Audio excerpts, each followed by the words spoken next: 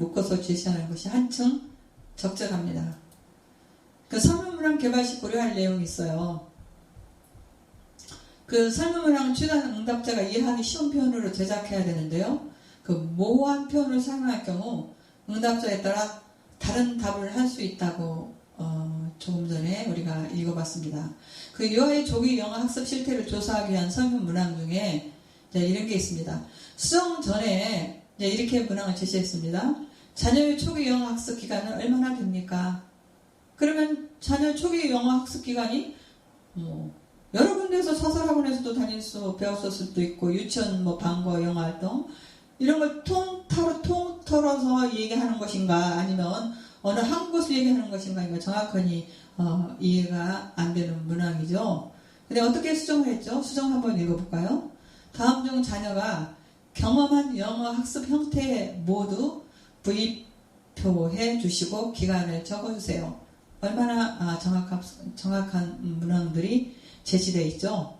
사설 영어 학원은 몇 년 몇 개월, 유치원 어린이집 방과후 영어 특별학습 활동은 몇 년 몇 개월, 집으로 배달되는 영어 학습지는 몇 년 몇 개월, 개인 가해 학습은 몇 년 몇 개월, 인터넷 사이트를 통해 부모가 가르치기는 몇 년 몇 개월 이렇게 제시되어 있습니다. 그러면 응답에 영향을 주지 않도록 주로 중립적인 표현을 사용해야 됩니다. 그럼 부적절한 질문의 예를 한번 볼까요? 다 한 목소리를 읽어보겠습니다. 많은 교사가 CCTV 설치가 교사의 인권을 침해한다는 주장에 동의하고 있습니다. 이 주장에 동의하시는지요? 여기서 동의한다는 걸 모든 사람들이 동의한다는 걸 은연찮게 이 문장에 제시하고 있죠. 그러면 우리가 수정된 문항을 볼까요? CCTV 설치가 교사의 인권에 어떠한 영향을 미친다고 생각하십니까? 조금 위의 문항하고 굉장히 수정된 문항이 오해 여지가 없죠. 그리고 또한 부적절한 질문의 예도 또 한 번 볼까요? 밑에 예를. 자, 같은 것을 읽어보겠습니다. 말놀이 활동이 유아들의 어휘력 증진을 얼마나 도울 수 있을 것으로 생각하십니까? 수정된 문항 볼까요? 말놀이 활동이 유아의 어휘력 발달에 어떠한 영향을 미친다고 생각하십니까? 그렇죠. 왜 말놀이 활동이 유아들의 어휘력 증진을 아주 도울 수 있다고 아주 자신을 하고 문항을 개발한 것이고 수정된 문항은 또 그게 아니죠. 우리가 좀 더 깊은 생각을 가지고 고려할 필요가 있다는 것입니다. 그럼 문항 긍정적으로 작성한다. 부정문이나 이중 부정문은 응답자가 질문 내용을 이해하는데 혼란을 겪을 수 있잖아요. 그렇기 때문에 부정문 반어를 사용해서 긍정문으로 바꿔주는 게 좋습니다. 부정문 한번 볼까요? 또래 친구들과 협동놀이에 참여하기를 좋아하지 않는다. 긍정문 어떻게 했죠? 또래 친구들과 협동놀이에 참여하는 것을 싫어한다.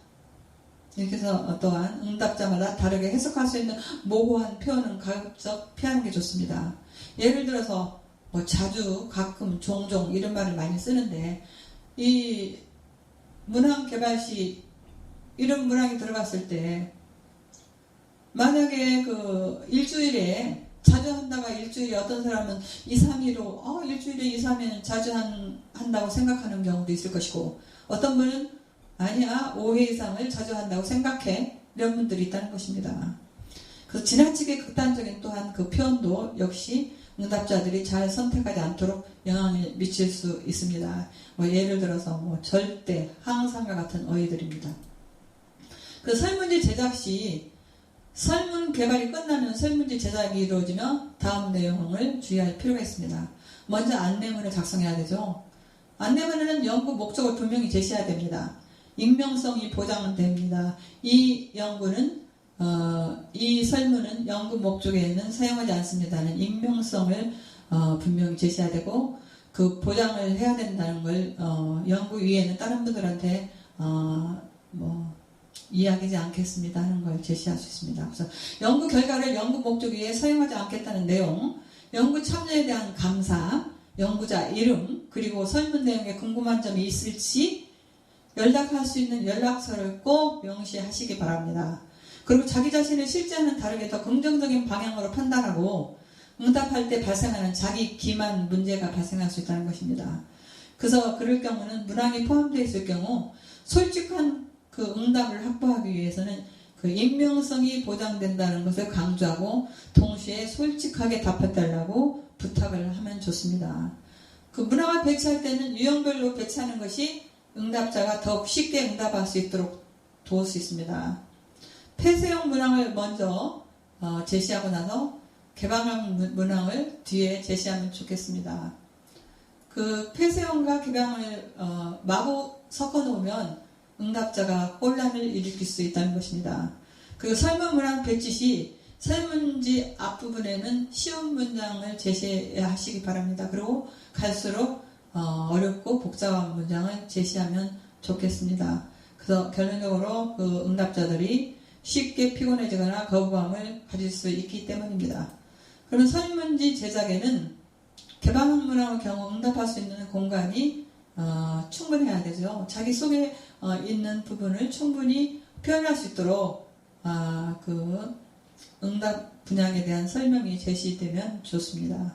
그리고 응답자의 거의 모든 문장에 기계적으로 동일하게 답을 선택하는 응답 편향을 피하기 위해서는 같은 내용은 다른 방식으로 물어봐야 된다는 것입니다. 한번 예를 들어볼까요?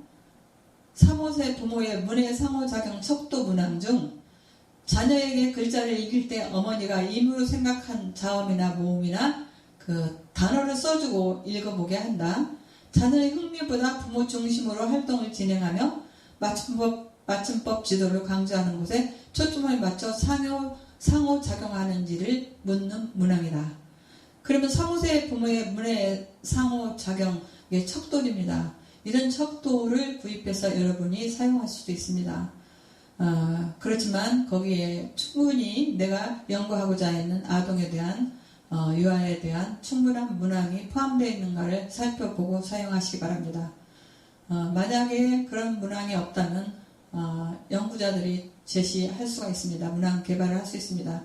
그 문항 개발은 꼭 전문가들의 패널을 통과해서 문항이 제시되기를 바랍니다. 그러면 한번 문항을 볼까요? 6번. 자녀에게 글자를 읽힐 때 어머니가 임의로 생각한 자음이나 모음이나 단어를 써주고 읽어보게 한다. 7번. 자녀가 자음이나 모음을 읽게 하기 위해 기역, 니은, 디귿, 아, 야, 가나다를 반복해서 읽게 한다. 여기에서 5점 척도가 있죠. 전혀 하지 않는다, 거의 하지 않는다, 보통이다, 가끔 그렇다, 자주 그렇게 한다. 이제 이렇게 설문지 제작을 할 수 있다는 예를 여러분께 제시했습니다. 그러면 사전조사 시시 및 설문지 수정. 그 안성된 설문지를 사용하여 본조사에 앞서 본조사 대상과 유치원 특성을 가진 자들을 대상으로 예비 조사를 통해 응답자가 이해하기 어려운 내용이 없는지, 응답 시간은 적절한지, 또한 응답자에 따라 다르게 해석하는 문항은 없는지 등을 확인하는 것은 성공적인 본조사를 위해서 필요하죠. 유치원 특성을 가진 그 대상도 할 수 있고 우리가 교회 유아부나 유치부도 할 수 있고 아동부도 할 수 있지 않겠어요? 그런 것도 우리가 문항을 개발하는데 좀 더 신경을 기울여서 하면 좋겠습니다. 설문지 발송. 완성된 설문지를 우편 발송하거나 직접 방문하여 전달하죠. 주로 직접 방문하는 경우와 달리 우편 발송의 경우에는 회수율이 높지 않은 수가 있기 때문에 우편 발송 시 우표와 반송용 봉투를 함께 보내어 응답자의 수고로움을 가능한 덜어주시면 좋겠습니다. 설문 결과 분석 및 해서 우리가 코딩이라는 1번 코딩이 있는데, 코딩이란 문항별로 응답자의 응답에 숫자를 부여하는 것입니다. 이게 통계 수치를 낼 때 이런 코딩이라는 프로그램이 있습니다. 이런 건 필수적으로 거쳐야 될 사항입니다.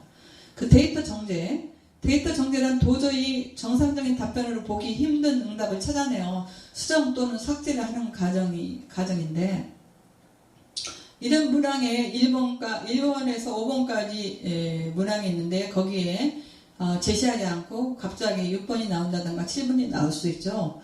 그런 번호를 기록한 경우는 우리가 삭제를 해야 됩니다. 그리고 연결된 뒤 문항의 응답, 모순되는 응답 죄송합니다. 나이를 묻는 문항에 5세라고 기록하고 교사 경력을 묻는 문항에는 뭐 거꾸로 그 10년이라고 이제 여기는 이제 이렇게 교재에는 이렇게 되어 있는데 나이를 묻는 문항에 10년, 교사 경력을 묻는 문항에 5세 이렇게 답할 수가 있다는 거죠. 이런 건 삭제해 주시기 바랍니다. 그리고 설문지를 통해 수집되는 자료의 성격에 적합한 분석을 실시해야 된다는 것입니다. 구체적으로 범주를 구분하기 위해 사용되는 명명척도인지 상대적인 서열을 알려주는 자료인지 점수 사이의 간격이 동일한 등간 척도인지를 정확히 파악한 후 적절한 통계 분석 방법을 선택하시기 바랍니다. 그리고 역제점을 해야 하는 문항이 없는지 확인해야 되죠.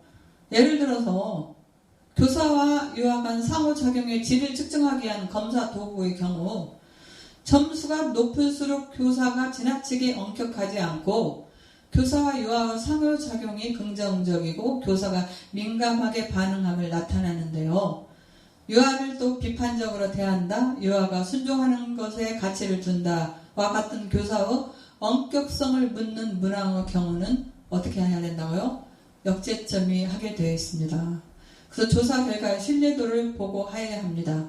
다른 연구에서 신뢰도가 확보된 설문지라 하더라도 각 연구에 참여한 대상에 따라 신뢰도의 차이가 날 수 있다는 것입니다. 따라서 반드시 해당 연구의 응답 결과의 신뢰도를 보고해야 됩니다. 개방한 문항의 경우 내용 분석이 이루어져야 하죠. 이럴 때는 2명 이상의 연구자가